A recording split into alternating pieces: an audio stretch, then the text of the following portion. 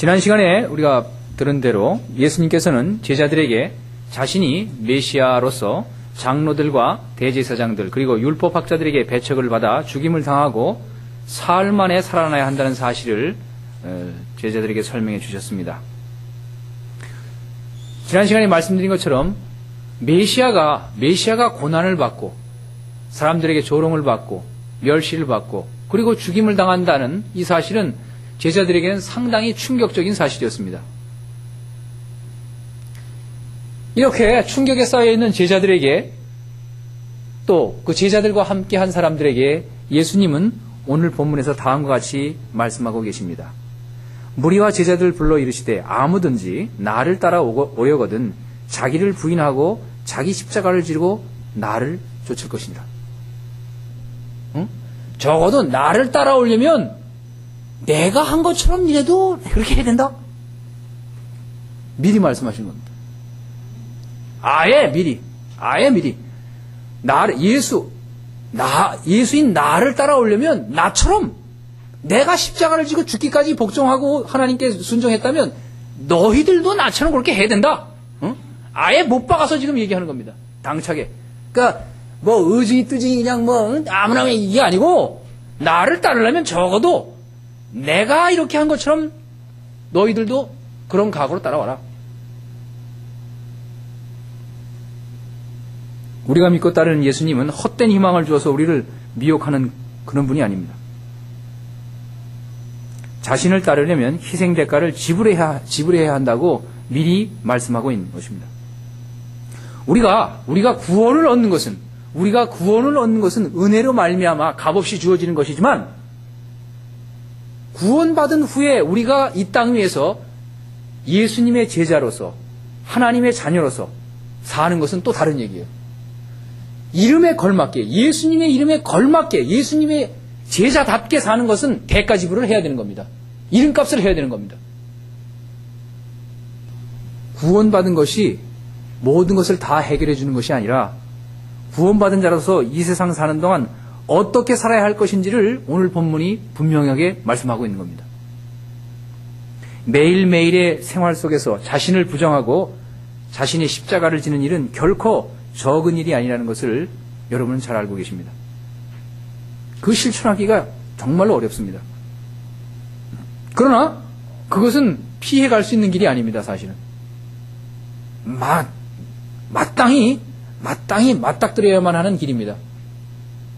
이것도 아니고 저것도 아니고 저것도 아니고 적당히 제3의 길로 이렇게 빠져나갈 수 있는 그런 게 아닙니다. 믿는 것은 반드시 부딪혀서 극복해야만 하는 길입니다. 이 길이 어려운 길이면 분명하지만 사실 어려워요. 진짜 어려워요. 어려운 길이면 분명하지만 또 불가능한 건 아니에요. 왜냐하면 예수님이 뭐라 했어요? 내 멍에는 쉽고 또 가볍다 그래요. 예수님이. 예? 그건 아는 사람만 아는 거예요. 이건 아는 사람만 아는 거예요. 내 멍에는 쉽고 가볍다. 그러니까 나한테 배워라. 또 이렇게 말씀하시는 거예요. 그렇다고 해서 예수님이 전혀 하지 못할 일을 요구하는 그런 얼뚜당떠하는 그런 사람이 아니에요. 그런 분이 아니에요. 그렇잖아요? 우리를 사랑하는 분인데 우리를 위해서 자기 목숨을 십자가에서 버리신 분이 그렇게 생각이 없는 분이 아니잖아요. 게다가 자신은 하지도 않고 자신은 직면해보지도 않은 일을 우리대로 하라고 시키는 그런 예수님이 아니에요. 그렇잖아요? 예수님 당신 자신이 십자가를 지셨고 사람들한테 조롱을 당하고 비웃음을 당하고 그걸 다 극복했잖아요. 네? 마지막엔 죽으셨고 부활하셨고 이미 당신이 겪은 거를 나도 겪었으니까 해라. 세상적으로 보면 십자가의 방법은 어리석게 보일 수 있습니다. 그러나 우리 믿는 자에게는 십자가는 하나님의 능력이 된다고 성경은 말씀하고 있습니다. 우리는 십자가에 못 박힌 그리스도를 전하니 유대인에게는 거리끼는 것이요 이방인에게는 미련한 것이로되 오직 부르심을 입은 자들에게는 유대인이나 헬라인이나 그리스도는 하나님의 능력이요 하나님의 지혜니라. 하나님의 미련한 것이 사람보다 지혜 있고 하나님의 약한 것이 사람보다 강하니라. 이런 힘든 상황에 처한 주변 사람들에게 예수님께서는 다시 위로의 말씀을 덧붙이셨습니다. 또 저에게 이르시되 내가 진실로 너에게 이르노니 여기 섰는 사람 중에 죽기 전에 하나님의 나라가 권능으로 임하는 것을 볼 자도 있느니라 하시니라. 이게 무슨 말씀이에요? 권능으로 죽기 전에 하나님의 나라가 권능으로 임할 것을 볼 사람이 있다는 거예요. 그럼 여기서 권능으로 임한다는, 하나님 나라가 권능으로 임한다는 건 예수님의 재림일까요? 예? 그 재림 같지는 않아요. 그죠? 그럼 재림 몇 년을 사는 거예요?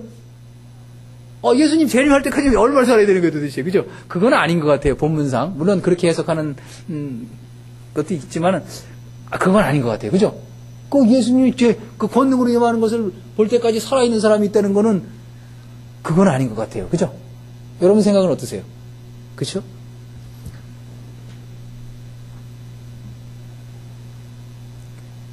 비록 십자가를 앞에 두고 계신 예수님이셨지만 최후 승리를 확신하셨습니다.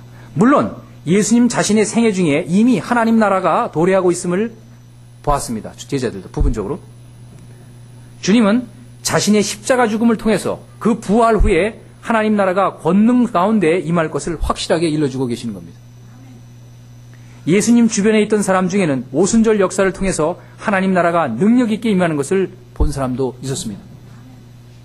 그렇잖아요?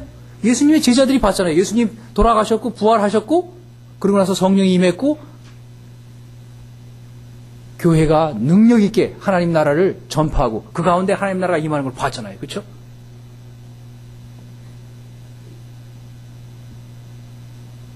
이 말씀도 우리에게도 적용이 된다고 볼 수 있습니다.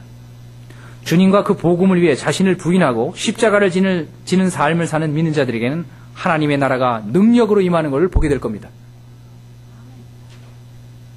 자기를 부인하고 십자가를 지고 복음과 그리스도를 위해서 애쓰는 사람들에게 분명히 하나님의 나라가 능력으로 임하게 될 겁니다. 여러분의 삶 속에 그 방식을 택한다면 여러분의 가정생활 속에서 교회 공동체 생활 속에서 직장 생활 속에서 분명히 능력 있는 삶이 이루어지게 될 겁니다. 말씀드린 대로 십자가의 방법은 역설적입니다. 정반대를 말하고 있어. 버려라! 던져라! 우선순위를 여기에 둬라! 자기를 희생해라! 먼저 던지라는 거예요. 근데 많은 경우 사람들은 따먹을 것부터 생각해. 야, 그거 어떻게 되나? 지는 아무것도 안 하고. 세상에서 투자 안 하고 뭐가 나오는 거 어디 있어요? 속된 얘기지만. 그렇잖아요? 그 아무것도 던져놓은 거 없이, 떡밥도 안 뿌려놓고 고기 새끼가 반을 물 거라고 생각하는 사람 어디 있어요? 그 당연히 없잖아요. 그러면서도 우리는 그런 생각이에요. 신앙생활 하면서. 에? 하나님이 잘 해주시겠지, 자기는 하나도 교회와 그리스도와 복음을 위해서 하는 거나 개떡같이 말이야, 이게, 하면서, 이거만 이게, 어떻게 이게, 저 그래서 대박이라는 말을 제일 싫어해요. 아주 그 말만 들으면 아주 그냥 짜증이 나요. 거기 바깥에 살 땐 그 말 잘 몰라. 여기 오니까 아주 이상해, 사고 방식이. 응? 그건 헛된 은혜예요, 헛된 거. 아까 말씀드렸는데 구원은 값없이 받는 거지만 제자의 도를 따르고 그리스도를 따르는 거는요, 그거는 절대로 값없이 되는 일이 아니에요. 대가 지불을 해야 되는 거예요. 예? 대가 지불을 해야 되는 거예요.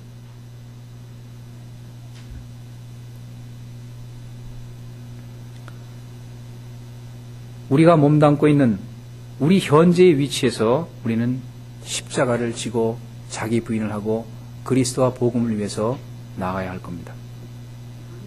나를 죽이면 내가 도리어 힘을 얻습니다. 내가 희생하면, 내가 죽어주면, 내가 낮아지면 아내가 힘을 얻습니다. 남편이 힘을 얻습니다. 자녀가 힘을 얻습니다. 가정이 살아납니다. 교회가 살아납니다. 내가 낮아지고 내가 희생하면 거창하게 큰 일 말고도 우리의 사소한 인간관계 속에서도 마찬가지예요. 전 늘 이걸 반복합니다. 내가 주님을 따르면 하는 일이 회복되고 복음에 기여하게 될 겁니다. 물론 실천하기는 어렵지만 이 십자가의 길을 걸음으로 하나님의 능력이 우리 가운데 임하는 것을 여러분 모두가 체험하시기를 기원합니다. 기도하시겠습니다.